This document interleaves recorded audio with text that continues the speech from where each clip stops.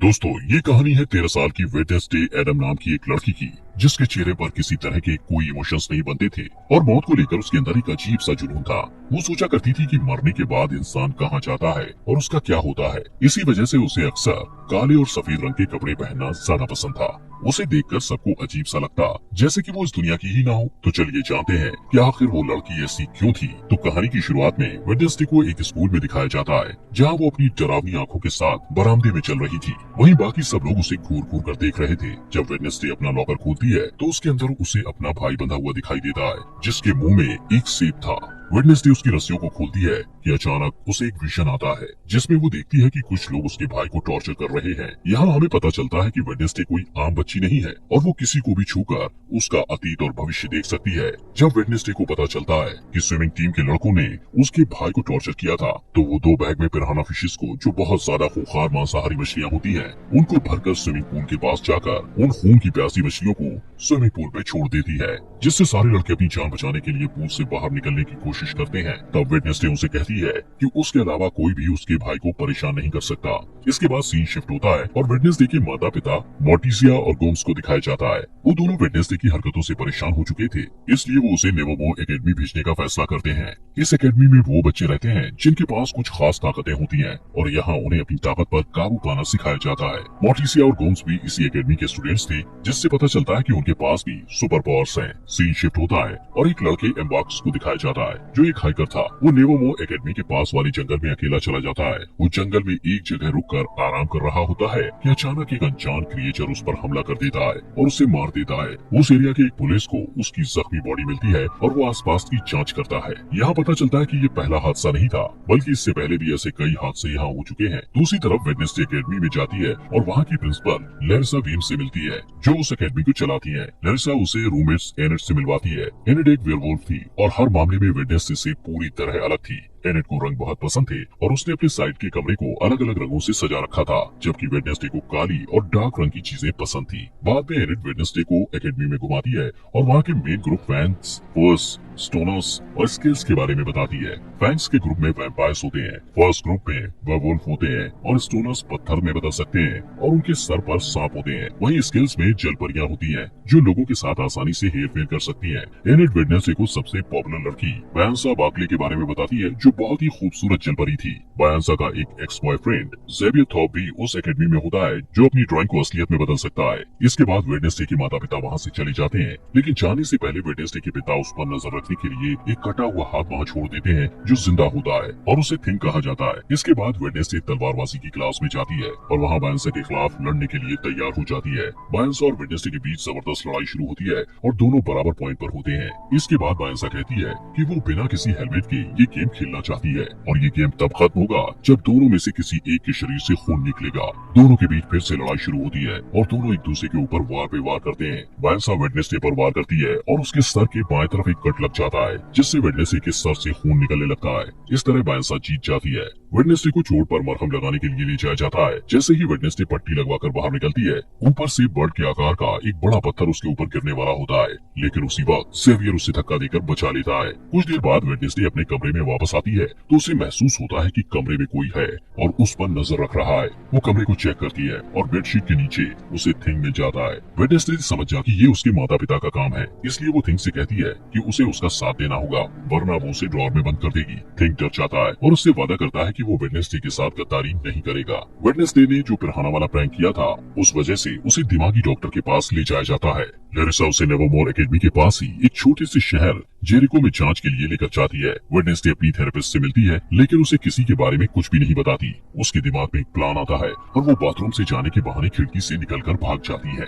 इस बीच वो एक आदमी से टकरा जाती है और उसे एक विजन आता है, जहाँ वो देखती है उस आदमी की कार एक्सीडेंट में मौत होने वाली है। वेडनेसडे डर जाती है और रिलैक्स होने के लिए कॉफी शॉप में पहुंच जाती है। वहाँ उसकी मुलाकात पुलिस के बेटे टायलर से होती है, जो वहाँ कॉफी बेचने का काम करता है। टायलर अपनी एस्प्रेसो मशीन को ठीक करने की कोशिश कर रहा होता है, लेकिन उसे कुछ समझ नहीं आता, क्योंकि मशीन में जो इंस्ट्रक्शंस लिखे हुए थे वो इटालियन भाषा में थे। वेडनेसडे को इटालियन पढ़ना आता था, इसलिए वो आसानी से मशीन को ठीक कर देती है और इसके बदले में वो उसे बस स्टेशन तक छोड़ने को कहती है। टायलर के कुछ कहने से पहले ही वहाँ वो लड़के आ जाते हैं जिन्होंने वेडनेसडे के भाई को टॉर्चर किया था। वो लोग वेडनेसडे को भी परेशान करने लगते हैं। पहले वेडनेसडे उन्हें नजरअंदाज करने की कोशिश करती है, लेकिन जब बर्दाश्त नहीं होता तो वो उन्हें मारने लगती है। कुछ ही समय में लैरिसा पुलिस के साथ वहाँ आ जाती है और वहाँ की हालत देखकर उससे गुस्सा आता है और वो वेडनेसडे को डांटती है। इसके बाद वो लोग नेवरमोर एकेडमी जाने के लिए निकल जाते हैं। रास्ते में उन्हें एक टूटी फूटी कार दिखाई देती है जिसका एक्सीडेंट हो गया था और उस कार में वही आदमी था जिससे वेडनेसडे टकराई थी। उस रात वेडनेसडे वायलिन में बहुत डरावना म्यूजिक बजाती है। वो पूर्णिमा की रात थी और भेड़ियों के चिल्लाने की आवाज भी सुनाई देती है। तभी एनेट वेडनेसडे को बताती है कि वो खुद को वेयरवुल्फ में नहीं बदल सकती, इसलिए वो बाकी लोगों के साथ नहीं जा सकती थी। इस बीच थिंग टेलर के कमरे में जाता है और उसे वेडनेसडे से बात करने के लिए कहता है। टेलर डरकर उसकी बात मान लेता है और वेडनेसडे से वीडियो कॉल पर बात करता है। वेडनेसडे उसे आने वाले हार्वेस्ट फेयर में मिलने के लिए कहती है और कहती है कि वो लोग वहाँ मजे करेंगे, लेकिन असल में वो सिर्फ वहाँ से भागना चाहती थी। हार्वेस्ट फेयर में लैरिसा वेडनेसडे पर अपनी चील जैसी नजर बनाए रखती है। इसके बावजूद वेडनेसडे टेलर से मिलने में कामयाब हो जाती है। वो दोनों वहाँ से भागने ही वाले होते हैं कि वेडनेसडे अपने क्लासमेट रोवन से टकरा जाता है। रोवन तुरंत जंगल की तरफ भाग जाता है। रोवन से टकराने के बाद वेडनेसडे को विजन आता है कि रोवन जंगल में किसी के हाथों बेरहमी से मारा गया है। वो डर जाती है और भागने का प्लान बदलकर रोवन को रोकने के लिए उसके पीछे जाती है, लेकिन इससे पहले कि वो कुछ बोल पाती, रोवन अपनी ताकत का इस्तेमाल करके वेडनेसडे को पेड़ के सहारे ऊपर लटका देता है। इसके बाद वो वेडनेसडे को अपनी माँ के बारे में बताता है जो भविष्य देख सकती थी। उसकी माँ ने 25 साल पहले एक तस्वीर बनाई थी और कहा था कि वेडनेसडे नेवरमोर एकेडमी को बर्बाद कर देगी। इसलिए रोवन कहता है कि कुछ भी बुरा होने से पहले वो वेडनेसडे को मार देगा। इसके बाद वो अपनी जादुई ताकत से वेडनेसडे का गला घोटने लगता है। तभी एक भयानक राक्षस उसके ऊपर हमला कर देता है और रोवन को बेरहमी से मारकर वहाँ से गायब हो जाता है। वेडनेसडे उसकी कटी फटी बॉडी के ऊपर पड़ी हुई उस तस्वीर को उठाती है जिसे रोवन की माँ ने बनाया था।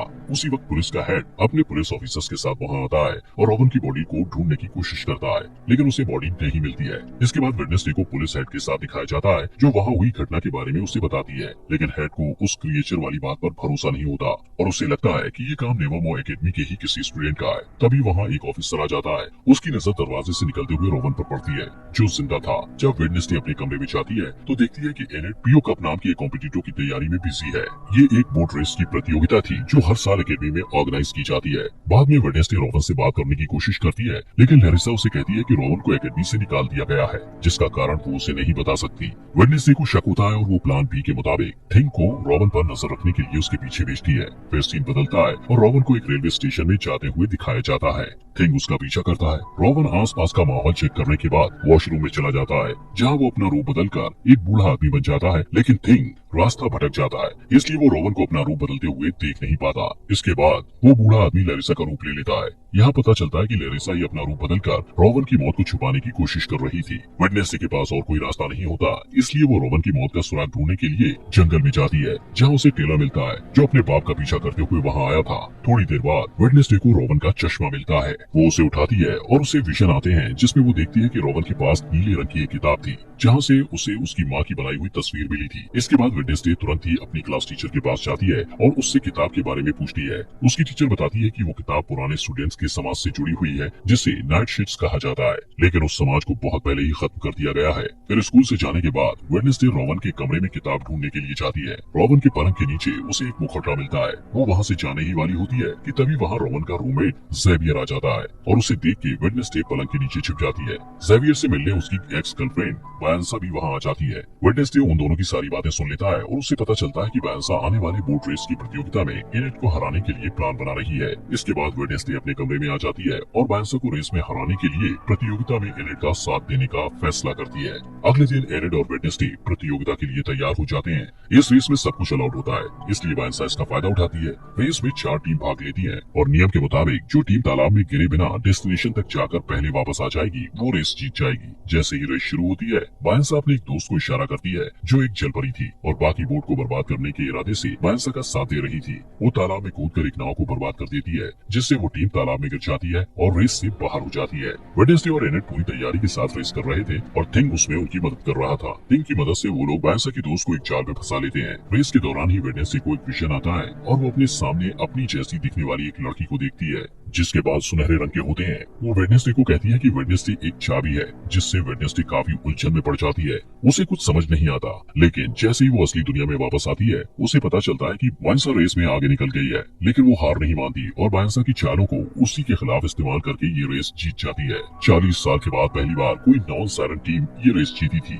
लैरिसा एनेट को पीओ कप ट्रॉफी देती है, लेकिन वेडनेसडे को ज्यादा टेंशन पसंद नहीं था, इसलिए वो वहाँ से चली जाती है। वो नेवरमोर एकेडमी के पुराने स्टूडेंट एडगर एलन पो की मूर्ति के पास जाती है और अचानक उसकी नजर उस मूर्ति के हाथ में रखी पत्थर की किताब पर जाती है, जिसके नीचे उसे एक निशान दिखाई देता है। वो निशान ठीक वैसा ही था जो उस तस्वीर में बना हुआ था, जिसे रॉबन ने मरने से पहले उसे दिया था। उस बुक में वेडनेसडे को कुछ पहेलियां मिलती हैं, जिसे वो तुरंत सुलझा लेती है और उसे एक सुराग मिलता है। उस सुराग में 2 बार चुटकियां बजाना होता है। जब वो 2 बार चुटकियां बजाती है तो अचानक एक छुपा हुआ बरामदा खुल जाता है, जहाँ एक गुप्त कमरा होता है। वहाँ वेडनेसडे को रॉबन की किताब मिल जाती है, जिसमें रॉबन ने तस्वीर को फाड़ कर निकाला था। वो उस किताब को अपने बैग में रखती है, लेकिन इससे पहले कि वो आगे जा पाती, कोई उसके सिर को एक काले कपड़े से ढक देता है। थोड़ी देर बाद जब काले कपड़े को हटाया जाता है, तब वो देखती है कि बायंसा, ज़ेवियर और कुछ स्टूडेंट्स उसे घेर कर खड़े हुए हैं और ये सभी नाइटशेड्स के सदस्य हैं। यहाँ पता चलता है कि लैरिसा ने उनके ग्रुप को खत्म किया था। इसके बाद ज़ेवियर उसे अपने ग्रुप में शामिल होने के लिए कहता है, लेकिन वेडनेसडे मना कर देती है और वहाँ से चली जाती है। इसके बाद लैरिसा को दिखाया जाता है,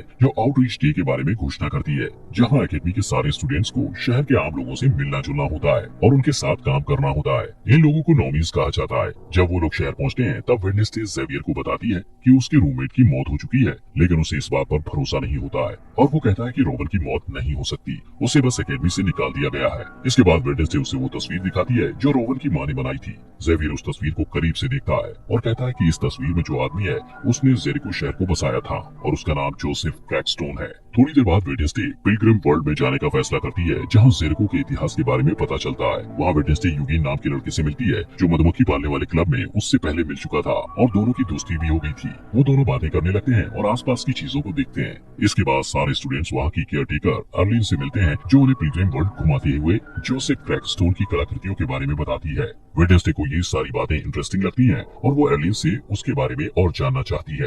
अर्लिन बताती है कि उनके पास जोसेफ क्रैकस्टोन के खेतों में इस्तेमाल किए जाने वाले औजार, खाने पीने के बर्तन और फैमिली रूम्स भी है। वेडनेसडे कहती है वो यहाँ काम करना चाहती है, लेकिन अर्लिन कहती है कि उसे रिनोवेट किया जा रहा है, इसलिए वो वहाँ काम नहीं कर सकती है और कहती है वो सब ये ओल्ड वजरी में काम करेंगे और घूमने आए हुए लोगों को केक बांटेंगे। बाद में वेडनेसडे और यूगिन क्रैकस्टोन के फैमिली रूम में घुस जाते हैं। वहाँ वेडनेसडे को एक तस्वीर मिलती है, जिसमें वो लड़की भी होती है जिसे वेडनेसडे ने अपने विजन में देखा था। थोड़ी देर बाद उसे वो किताब भी मिल जाती है जो उस लड़की ने पकड़ी होती है। वेडनेसडे देखती है कि उस किताब के सारे पन्ने खाली हैं, इसलिए उसे शक होता है कि ये किताब नकली है। तभी वहाँ यूगिन के साथ अर्लिन आ जाती है और उसे पकड़ लेती है। वेडनेसडे उससे असली किताब के बारे में पूछती है, तब अर्लिन झिझकते हुए बताती है कि 1 महीने पहले वो किताब चोरी हो गई थी। इसके बाद वो कॉफी शॉप में वापस टेलर से मिलती है और वो दोनों जोसेफ के बारे में पता करते हैं। टेलर कहता है कि ओरिजिनल मीटिंग हाउस का जो हिस्सा बचा हुआ है वो जंगल में है और पूरी तरह खंडर हो चुका है, जिसका इस्तेमाल अब क्रैश पैड के रूप में किया जाता है। इसके बाद वेडनेसडे जोसेफ क्रैकस्टोन की उस जगह की तलाश करने के लिए थिंग के साथ तुरंत जंगल में जाती है।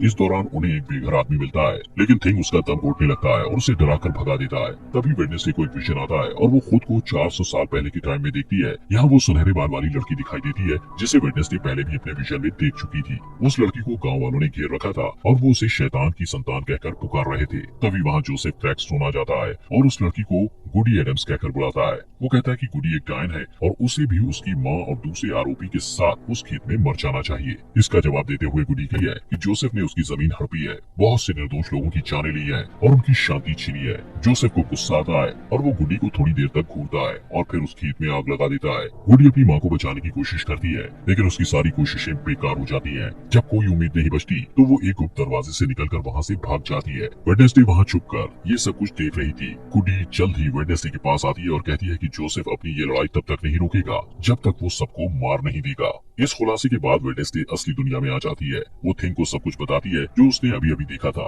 उनकी बात खत्म भी नहीं होती कि अचानक उन्हें वही भयानक राक्षस नजर आता है जिसने रॉबन को मारा था। उसी वक्त बारिश होने लगती है। वेडनेसडे बारिश में भीगते हुए उसके पीछे भागती है, लेकिन वो बहुत आगे निकल जाता है। वेडनेसडे उसके पैरों के निशान का पीछा करती है, लेकिन अचानक वो निशान इंसान के पैर के निशान में बदल जाते हैं, जिससे पता चलता है कि वो राक्षस कोई इंसान ही है। तभी वेडनेसडे ज़ेवियर से टकरा जाती है और उसे सब कुछ बताती है जो उसने देखा था। ज़ेवियर उन पैरों के निशान को देखना चाहता है, लेकिन बारिश के कारण पैरों के निशान मिट जाते हैं। अगले दिन शहर में जोसेफ क्रैकस्टोन की नई मूर्ति के उद्घाटन के लिए सब लोगों को इकट्ठा किया जाता है। वेडनेसडे जेरिको के मार्चिंग बैंड के साथ डोंट स्टॉप का म्यूजिक प्ले करती है और शहर के मेयर और प्रिंसिपल लैरिसा मूर्ति का उद्घाटन करते हैं। लेकिन तभी थिंग वेडनेसडे के ऑर्डर के मुताबिक मूर्ति को ब्लास्ट कर देता है और सब लोग डर कर भाग जाते हैं। वेडनेसडे की आंखों में बदले की चमक दिखाई देती है और वो अब भी वायलिन बजा रही होती है। इसके बाद लैरिसा वेडनेसडे पर चिल्लाती है क्योंकि उसे लगता है कि ये सब वेडनेसडे ने किया है, लेकिन वेडनेसडे कहती है कि उसने ऐसा कुछ नहीं किया है। वेडनेसडे लैरिसा पर इल्जाम लगाते हुए कहती है कि वो जंगल में होने वाले खूनी हादसे का सच जानते हुए भी अनजान बनने की कोशिश कर रही थी। उस रात वेडनेसडे को मिलने वाला बेघर आदमी जंगल में दिखाई देता है। तभी वो राक्षस उस पर हमला कर देता है। उस बूढ़े आदमी के पास एक कैमरा था जिसमें वहाँ की तस्वीरें कैद हो जाती हैं। कुछ समय बाद पुलिस हेड और उसकी टीम जंगल से उस खंडर तक पहुँच जाते हैं और उन्हें उस बेघर बूढ़े आदमी की बॉडी मिलती है। उन्हें वो कैमरा भी मिलता है जिसमें हादसे के वक्त की फुटेज होती है जो असली गुनहगार को सामने ला सकता है। जब कैमरे की तस्वीरों को बड़ा करके देखा जाता है तब पुलिस हेड हत्यारे का चेहरा देखता है। वो एक राक्षस का चेहरा था जिसे देखकर ऐसा लगता था जैसे वो किसी के बुरे सपने से निकल कर आया हो। दोस्तों, अगर आपको इस सीरीज के नेक्स्ट एपिसोड चाहिए तो कमेंट बॉक्स में नेक्स्ट एपिसोड लिखें और ये सीरीज यहाँ तक अच्छी लगी हो तो लाइक करें।